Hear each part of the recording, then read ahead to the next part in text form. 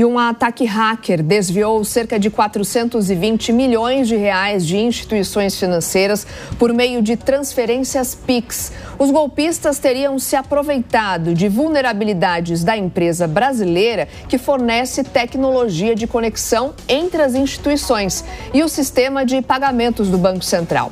Sobre este assunto e também para a gente entender, o que fazer para aumentar a segurança no sistema, o Jornal da Manhã deste domingo recebe o especialista em cibersegurança, Alberto Leite. Alberto, bom dia para você. Obrigada pela entrevista. Bom dia, Marcelo. Bom dia, Soraya. É um prazer estar aqui com vocês. Espero que a gente consiga fazer um bom papo.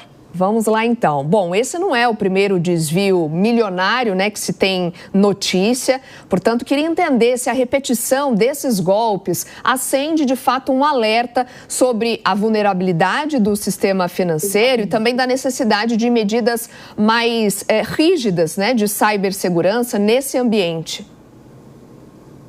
Olha, Soraya, eu tenho certeza de que os criminosos estão de prontidão. É uma máxima que tem até no mercado financeiro, que siga o dinheiro, em inglês, follow the money. Os criminosos levam isso relativamente a sério, desculpe a brincadeira, não é para brincar isso, mas eles realmente seguem onde há maior volume financeiro, maior atratividade. Na visão deles é onde eles vão se dedicar tempo, em dedicação à engenharia, as suas habilidades criminosas para tentar fazer o ataque.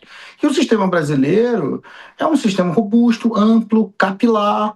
O próprio Pix e sua instantaneidade, a sua facilidade, que é um sucesso brasileiro, é um produto made in Brasil excepcional, de inclusão dos cidadãos brasileiros. Ele também, na outra mão, na outra medida, ele também, essa instantaneidade toda facilita a vida dos criminosos.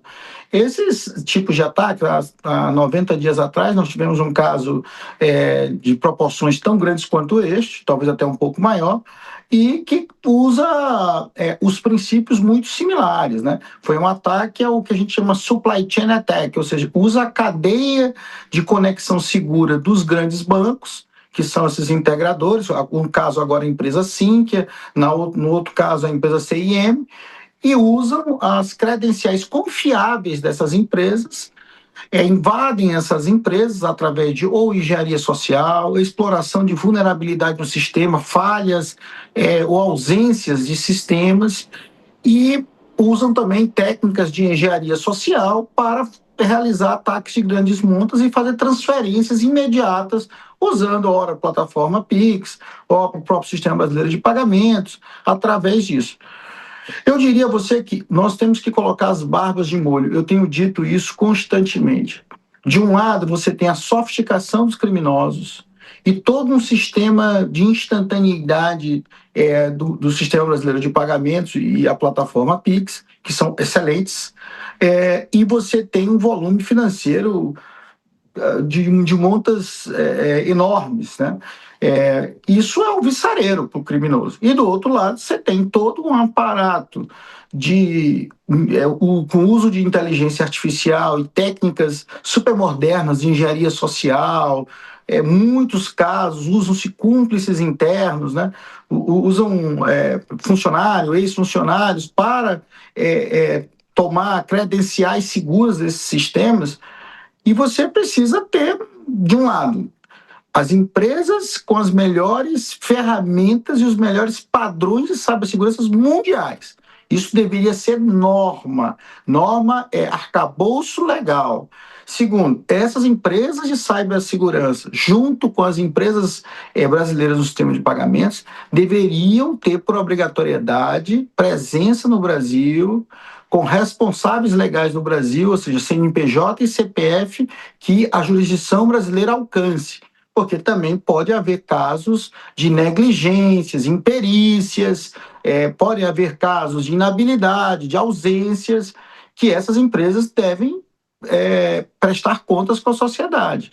E a autoridade de cibersegurança brasileira está mais do que na hora de nascer. É um modelo onde tem a Política Nacional de Cibersegurança, que, entre outras missões, deveria se ater um capítulo especial ao sistema financeiro brasileiro, de forma que ele adote as melhores padrões mundiais de cibersegurança. Alberto, bom dia. E a tendência é só aumentar, né, Alberto? Até porque não há um risco, né? O crime é cometido sem um revólver na mão, sem a possibilidade de um policial na rua, né? Fazer o confronto, te prender. Então, quer dizer, a tendência é só aumentar. Como você colocou, né? O crime, há 90 dias atrás, a polícia investigou uma pessoa que estava no sistema de uma empresa que teria colocado lá, inserido códigos lá naquele momento. Então, cada vez mais, como você falou, também é necessário uma autoridade nacional, né, para poder entender a nossa realidade e não haver uma dependência também externa para evitar crimes como esses. Sem dúvida. O problema especificamente não é o estrangeiro, mas o problema é você não ter alcance das leis brasileiras para pessoas físicas e pessoas jurídicas, porque há, às vezes, elementos de imperícia, há a própria ausência, né? A diligência de pessoas, a adoção das melhores regras. Então, isso tudo tem que ser pesado, né? Você, para prestar serviços de saúde, que é um sistema crítico, telecomunicações, energia, petróleo e gás, sistema financeiro, sistemas tidos como críticos para todo o mundo, é preciso que quem também preste esse serviço tenha toda a expertise, né? Tenha toda a ciência, aplique as melhores técnicas. Não dá para saber se nesse caso houve casos de imperícia, negligência, imprudência. Não dá para saber, nós estamos no início do processo, mas houve a falha e houve o dano. Ainda bem que, até onde se sabe, não chegaram nas pessoas, mas poderia ter.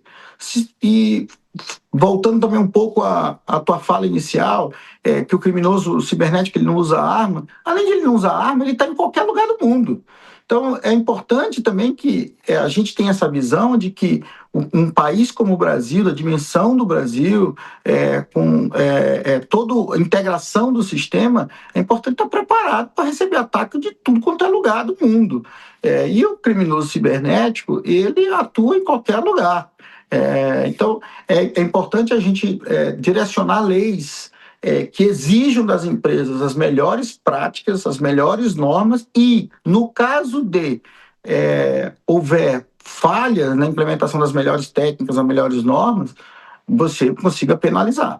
Do outro lado, é preciso se preparar, porque ataques virão numa frequência maior, numa profundidade maior.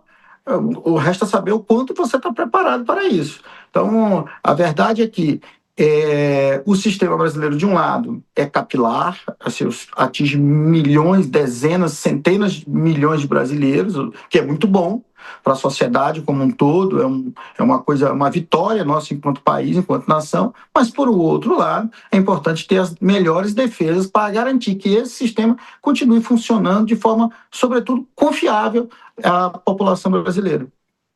Conversamos com o especialista em cibersegurança, Alberto Leite, a quem eu agradeço mais uma vez a disponibilidade também pela entrevista. Um bom dia para você. Bom dia.